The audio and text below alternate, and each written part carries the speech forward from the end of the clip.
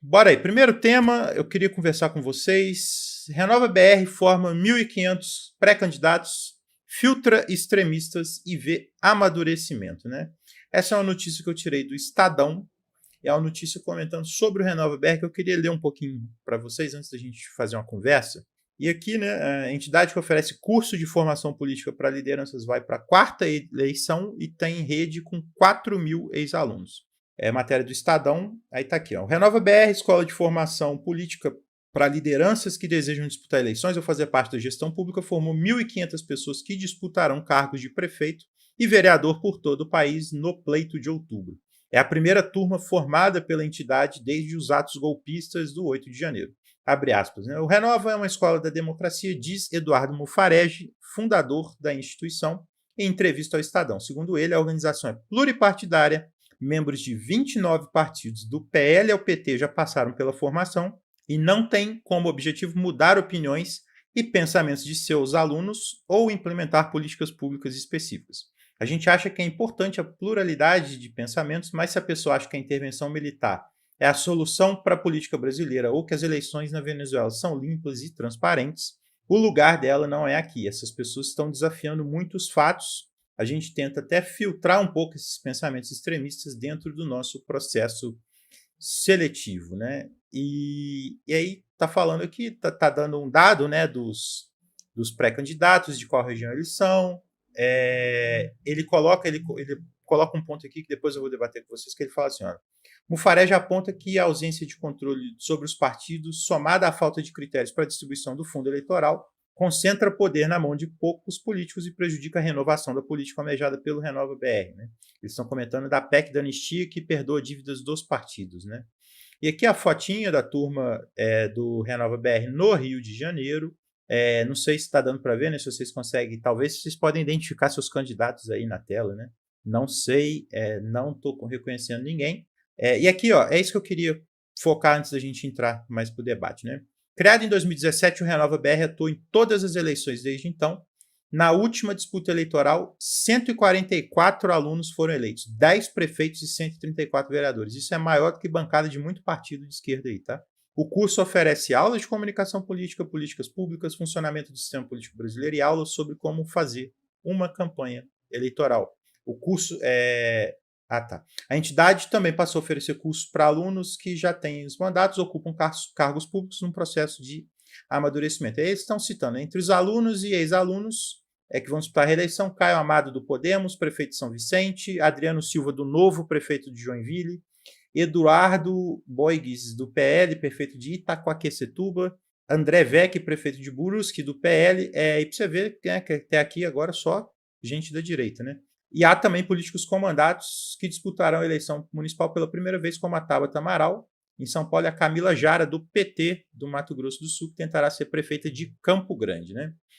Vamos lá, gente. Eu vou voltar aqui agora, porque eu acho que a gente não precisa necessariamente focar nisso, não. Eu queria falar o seguinte, né? Primeiro, o que é o Renova BR? A gente já viu o Renova BR, ele é um curso de formação política e tudo mais. Por que o Renova BR teve tanta importância, ele cresceu, ele tem tanto destaque, né?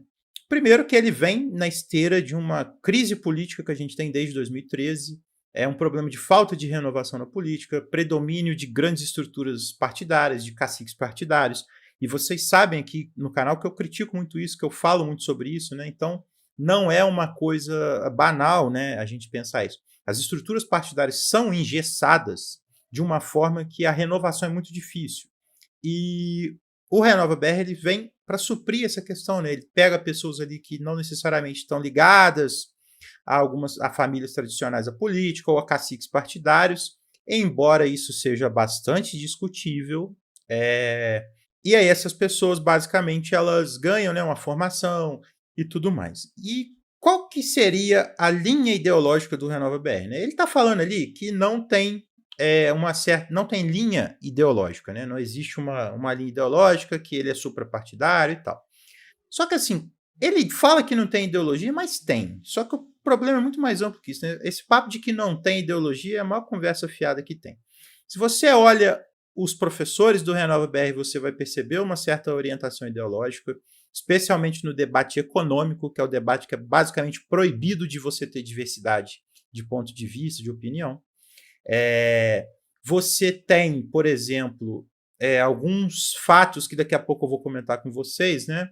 Mas o que me parece é que o Renova BR, na verdade, ele está fazendo um trabalho ali de construção de uma nova leva de políticos, né? De um olhar que eu considero até bem tecnocrático sobre a política, que é aquele olhar que blinda o debate público, o debate político sobre determinadas posições, e as pessoas elas passam a naturalizar isso como normal, mas aí a gente sabe para quem que isso está servindo, né?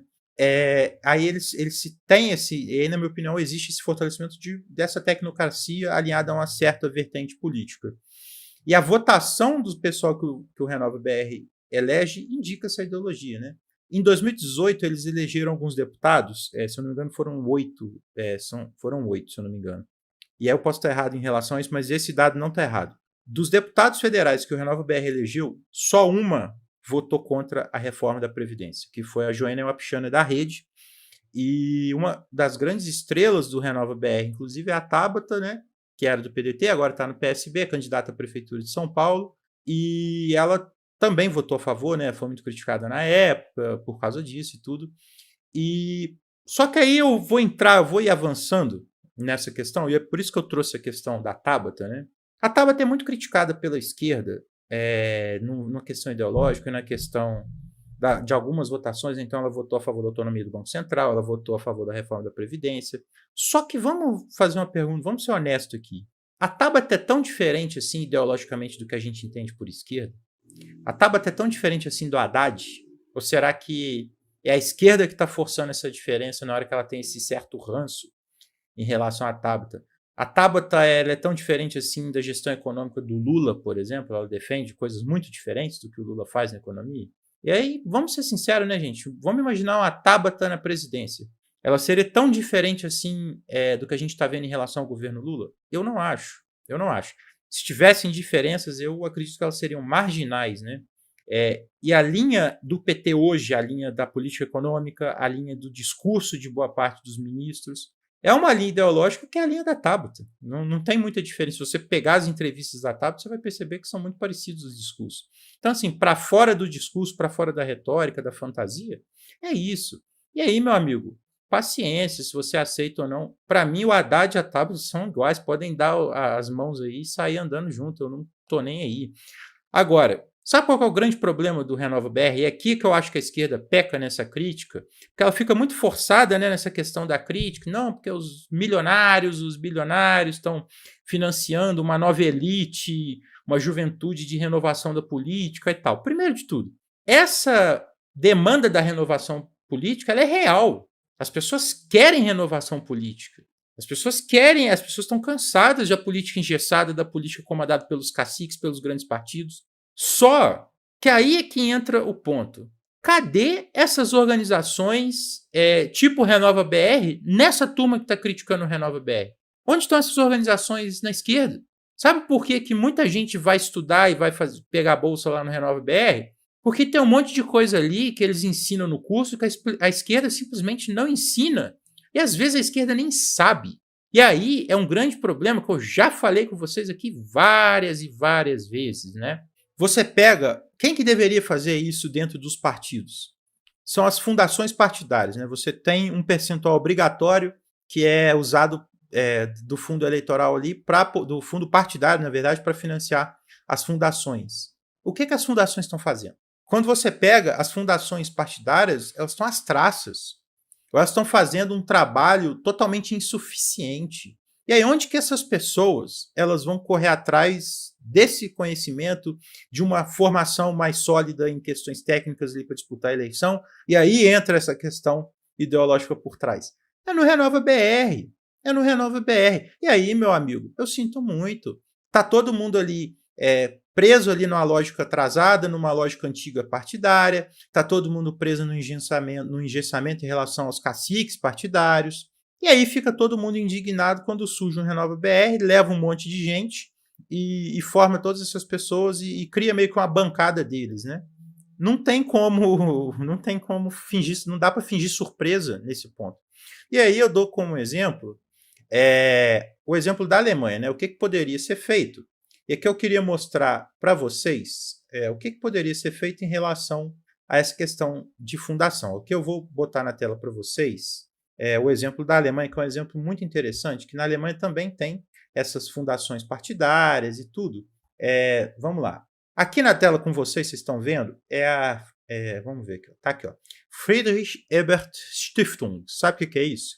É a Fundação Friedrich Ebert, que é a fundação do Partido Social Democrata da Alemanha. E repara que eu estou no site brasileiro deles. Vocês sabiam que lá na Alemanha, todos os partidos têm fundações. Os partidos têm as fundações, e essas fundações são muito ativas. Elas produzem estudo, produzem relatórios. Eu estou com o exemplo aqui do Partido Social Democrata, né? Eu vou mostrar para vocês aqui, ó, Fundação Rosa Luxemburgo. E aqui tem uma série de temas que a Fundação Rosa Luxemburgo vai tratar. Essa é a fundação do partido do Die Linke, que é o partido de esquerda, chama a esquerda, né? A tradução. E é outra coisa. E o que acontece aqui?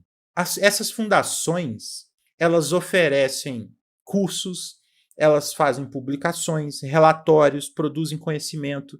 As fundações da Alemanha, elas oferecem bolsas para os estudantes, inclusive para estudantes brasileiros. Se você pesquisar, tem gente que faz pesquisa, que está pesquisando com bolsa da Fundação Rosa Luxemburgo, ou da Fundação Friedrich Ebert, ou de outras fundações, né, de todos os outros partidos da Alemanha. Então, o que poderia ser feito aqui no Brasil?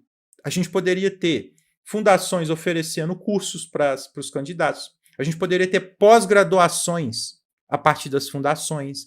A gente poderia ter parcerias com o MEC. Olha só que coisa interessante. Sabe o que poderia ter no Brasil?